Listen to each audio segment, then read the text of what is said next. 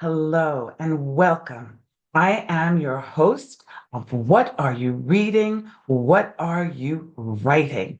Author Karen E. Osborne. I have 5 novels out. The latest is Justice for Emerson. I am so glad that you're here. This is a space for readers and writers to come together and talk about books.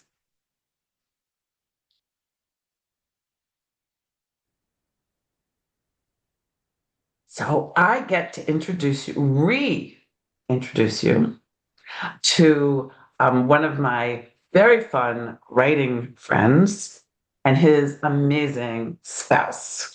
So please meet Ross Hightower again and Deborah Heim. Hi, guys. Hey, Hey, So glad that you could join us today. So last fall, they were on, and I'm going to actually put a link if you want to go back and read and listen to the first interview because they talk about their relationship and how they write together and all that, which we're not going to cover again today. But you could go on and listen to that and get to know. And I urge you to do so because it was a very fun interview. During last fall, one of the things they did was preview the book that is coming out today. Today is publication day. Congratulations. Congratulations. Show it. Show it. yay. There Look it at that. is. Yeah, yeah, that's right. Got to get your hands off of the name. Oss'stera. Is that how you pronounce it? yep, Oss'stera. Oss'stera. Oss'stera. Yes. And they write epic fantasy together.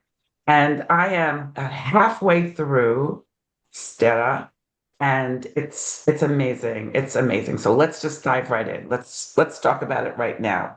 You write about you build very complex worlds and they're rich and layered. There's culture and politics and all the things that one would expect. Tell us a little bit about the setting. Like, where are we in this story? And what time is it? What are we in the future? Are we in the past? Like, help us, just give us some sense of the setting. So, it's like a lot of epic fantasy is sort of a medievalish kind of world. That's where the technology is and the customs. It's I wanted to keep it very familiar because it addresses a lot of issues that, we see in our world today. It's a very stratified society where wealth is concentrated in a small group of people. Deb calls it witches against the oligarchy. Um, there's issues of the corrosive effects of prejudice and social justice and women's rights.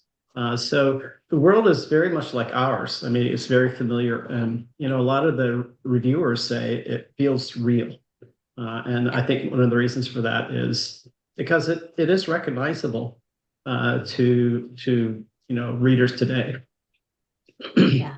I would say one of the things like the art that is part of it and the culture, all of those are art as a form of expression, art as a form of resistance, um, stratified societies and who controls what, that's current. But what it allows people to kind of move out of today's world, but people are people and they act like people. And so that is a lot of what we're trying to capture is the universality of experience. It just happens to be in a fantasy world. Right. Yeah, So you have a yeah. very authoritarian regime who imposes their will on the peoples in their world. And the story is basically the overall saga, which encompasses two different separate books, series of books, is how does this very peaceful people who are called the Alaos, which means all of us, very community oriented. They have no history of violence or warfare. They believe everyone deserves respect and dignity. How do they fight back? And that's what the story is, basically, in a nutshell, across two series. And how do Yeah. they fight back without becoming the evil that they have to fight against? Right. Yes. And isn't that an important piece there? Because we Critical. can all, just in life, one can fight back and just be as awful, doing as terrible things has been done to them. In a way, there's also this human, desire, like eye for an eye. And, so how do these people not do that? And I can attest that it feels very, even though I'm someplace else, um, it's very relatable. It feels very much in our time and gives us hope. So there's two different series, right? There's the main series, and then this is the prequel. This is the third book in the prequel before the main series. So uh, just so everybody can imagine that, see that, and then we'll just dive into this book specifically. What's happening in the main series, and what's the purpose of a prequel?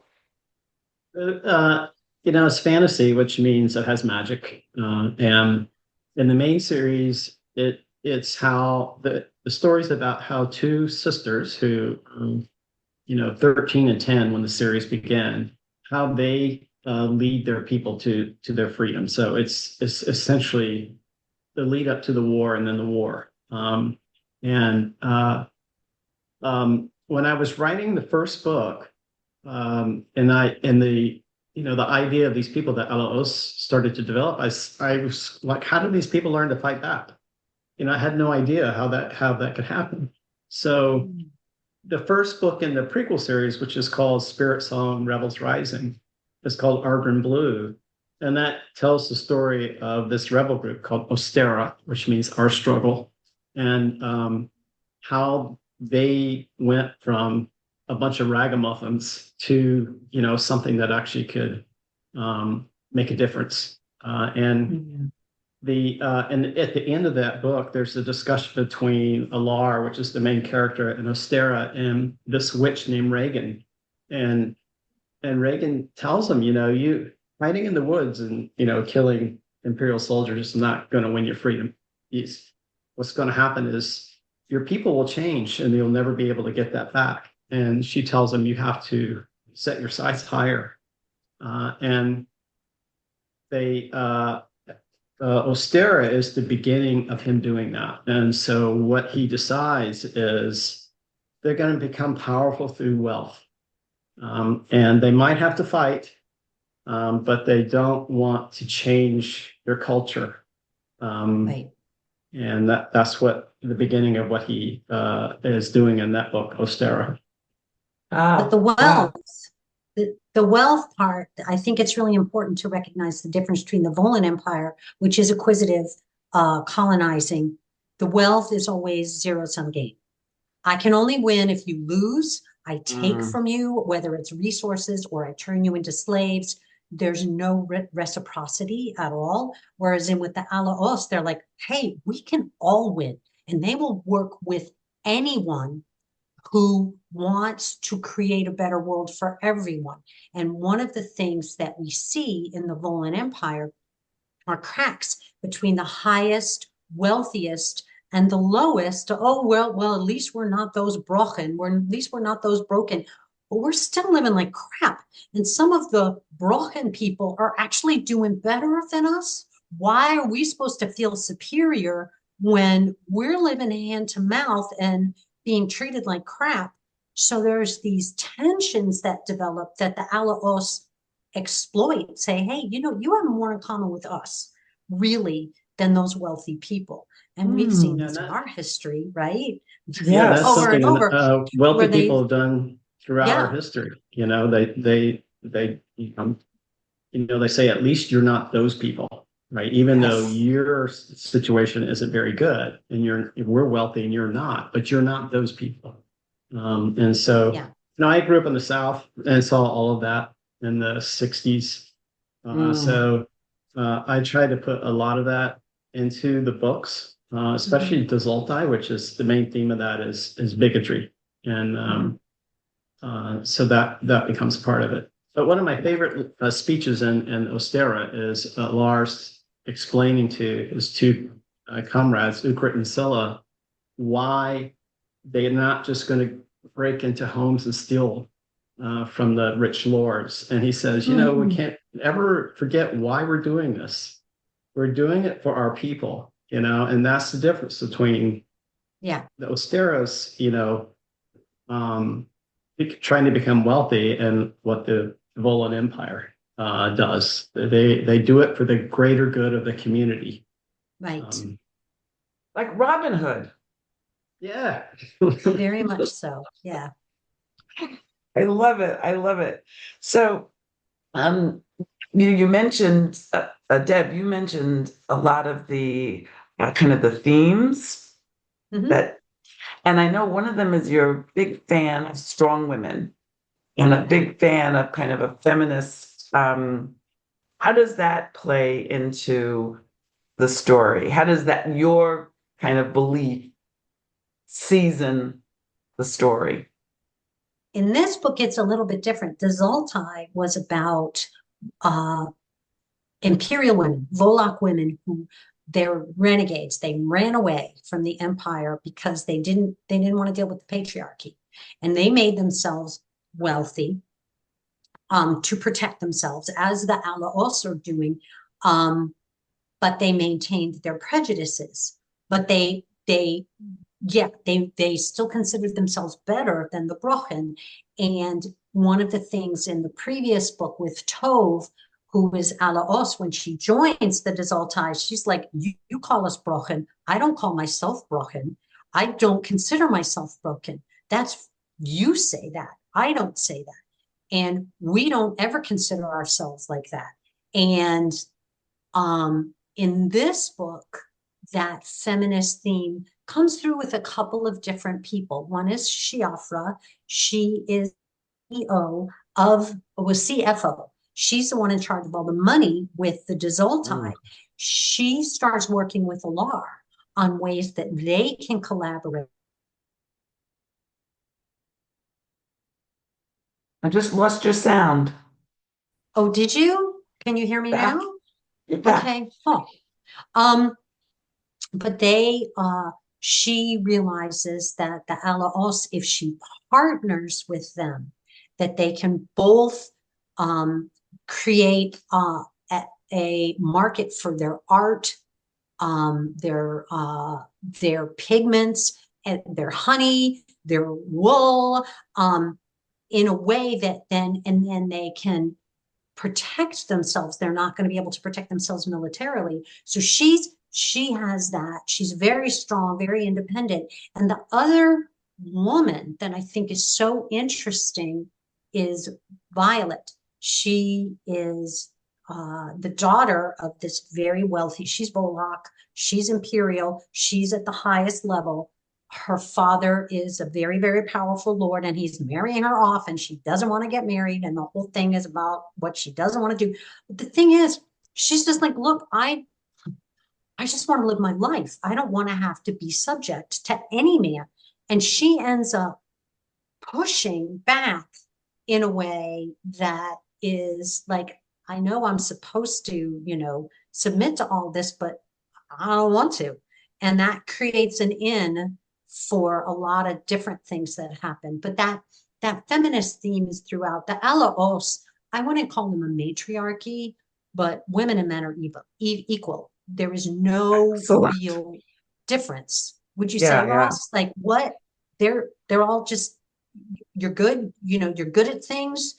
If you're good at things, that's what you You're do. accepted. Yeah, yeah, Yeah. yeah. So Ross, so one of the things that Ross and I are in a writing group, I'm explaining to my audience, and I'm getting to read one of his works in progress. And he just cracks me up. He makes me laugh. So to ask you how humor, or if humor, plays a role, because this is life and death struggle. This is saving a world, saving a people. I mean, these are big, big, incredibly important themes. And I wonder if you let humor weave in somehow, or how do you even think about I think in most of the books there is some humor, but you're right. It's not. It has to be moments, right? Between people. Um, there have to be some lighthearted moments, but you can't really put a lot of humor into those. We talked about the book you're reading is one of our books that we called Nick and Alex, the two main characters, and the Nick and Alex are avatars for us. We talked about these for a long time, Mhm. and I never tried to write one because I didn't think I could write funny, you know. And then I wrote this book, and this book is much more lighthearted than most of the fantasy novels. And there's a couple scenes in particular I thought were sort of humorous. Especially there's a scene at the end. I don't know if you've gotten to that where Lars explaining the plan of this caper to some other characters, and it's to me it's kind of funny. And I wrote it was so easy for me to write, and I loved it so much. I thought, well, maybe I can write funny. And after this book is when I started writing Nick and Alex. Yeah. And It's funny that you say, sorry. it's a very different type of writing, but it's a lot of fun. Yeah. One of the things that I enjoy about reading your current work, the work in progress, is that you crack yourself up. You know, Yeah. which I think is such an important thing, just like we cry through our books and we feel that these are real people. These are people we Yeah. love and care about. And so it's good that we react emotionally, including making ourselves laugh when we're putting in some humor. Um, so this is publication day. This is such an exciting time is there something that you guys are doing, anything fun, anything interesting? I know marketing isn't our main, we don't love marketing as writers, but Yeah. is there anything fun going on for launch day? Oh, oh my Well, goodness.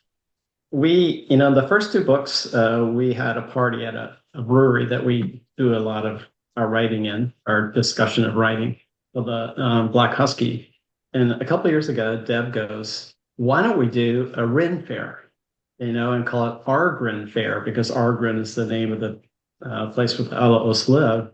And I thought, oh man, this is going to be horrible. I just couldn't believe it, And she just started doing it, and I was going, oh no, oh no. And so last year was the first Argon Fair, and it was a spectacular success. We had like 3,000 people. 3,000 people, a lot of vendors. It was so much fun. The brewery brews a beer based on descriptions from the books. And so this year it's the second annual Argon Fair. This is I'm talking about it, but it's Deb's baby, and so that's our launch party. Yeah, for sure. We have 10 authors this year. We do Authors Alley. We have readings. We have 60 vendors this year. We are doing a hot aluminum pour. So we're having like forging, which I don't know where you are in the book, but there's forging of bronze. This is forging of aluminum. I have a guy who's going to forge knives. It's insane. We're doing a costume contest, a beard contest. We have musicians. There's going to be food. Agmar feats Mermaids. of strength. Mermaids. And where Not is in the this? books, but Because why not? Doesn't matter. And Mermaids. where is it? It's at the brewery Black Husky. It's in River West, which is right across the river from us. River West is a very cool neighborhood. It's very full of a lot of artists and hippies and alties. authors. Tell our audience what state we're in. What state Wisconsin. are we in? We're in Right, Wisconsin. we're in Wisconsin, Milwaukee. Which is a state of mind. Yeah.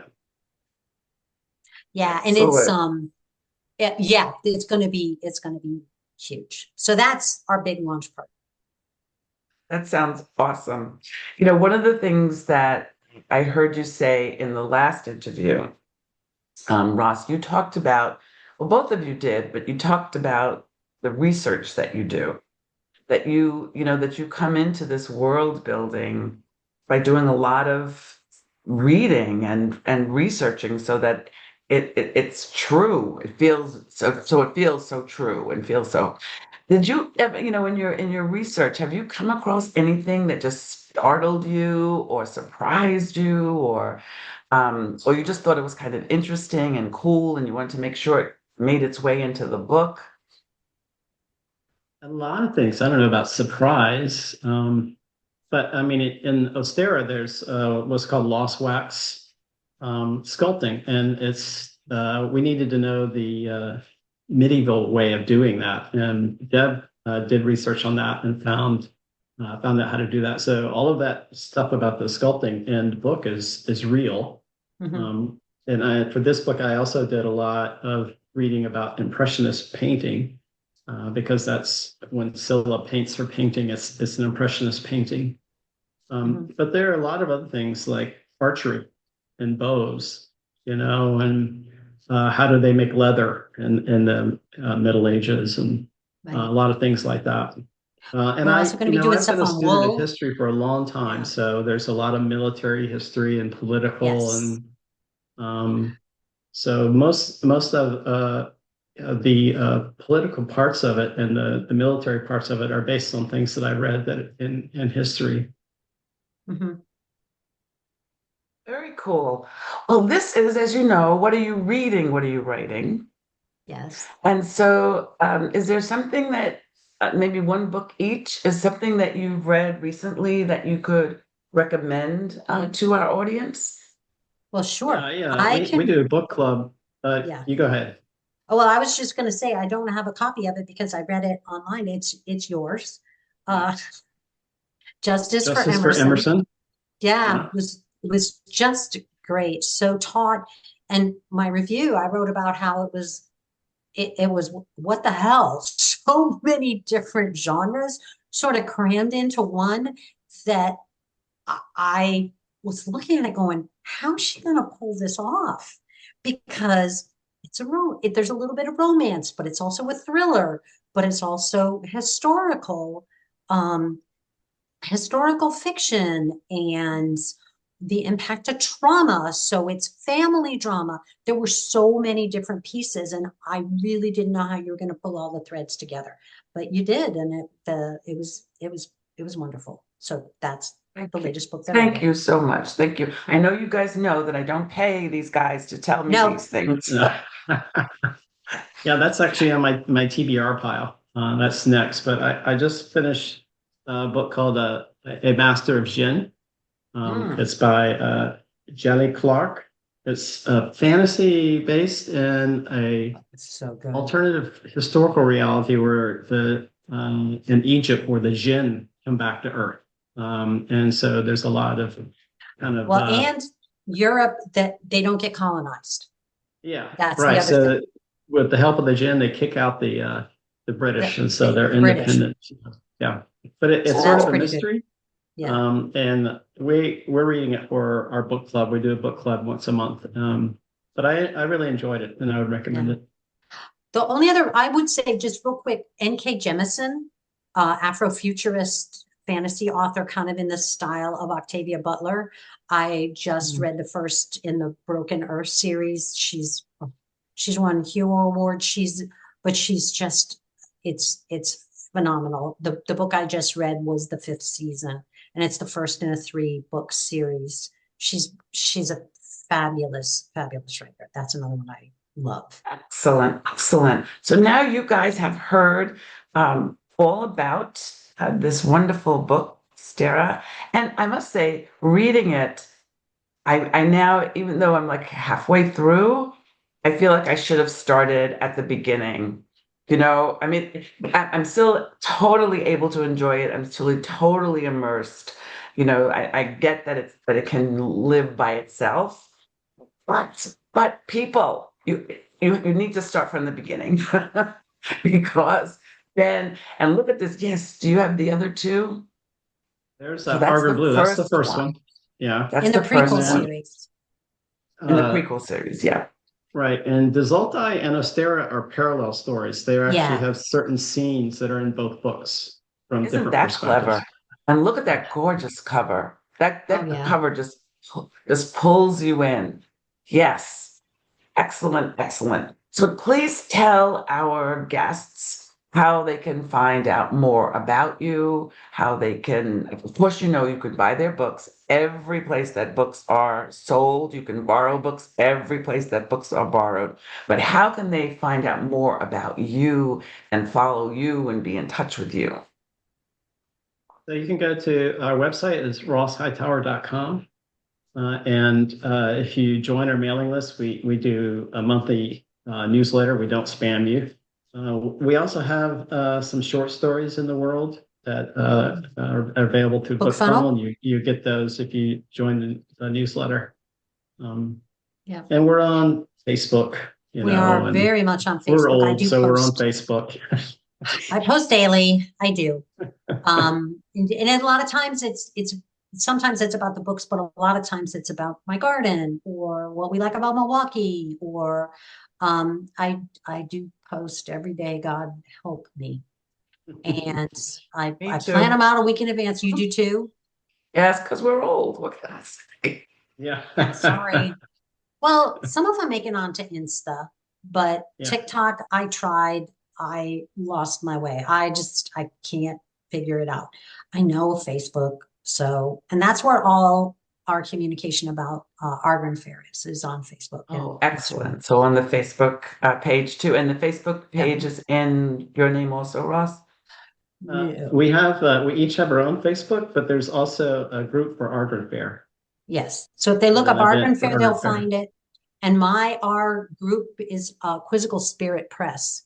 That we actually incorporated. We're an LLC, and the name of it is Quiz. So if they look up Quizzical Spirit, they're likely to find us, and that's where I post most things. Excellent, excellent. I want to thank you both so much for joining us today, and I want to thank all of you for watching. I hope that you will follow both Ross and Deb, that you will go on, follow them. You'll go to their website, you'll sign up. You'll go to Amazon and buy, or wherever you buy your books, all the places that you buy your books or borrow your books, you will go there and you will get their book, and then you'll write them and tell them how much you loved it. And please tell them that you met them on what are you reading? What are you writing? Have a great week, everybody, and I'll see you next week. Bye, Bye. Karen. Bye.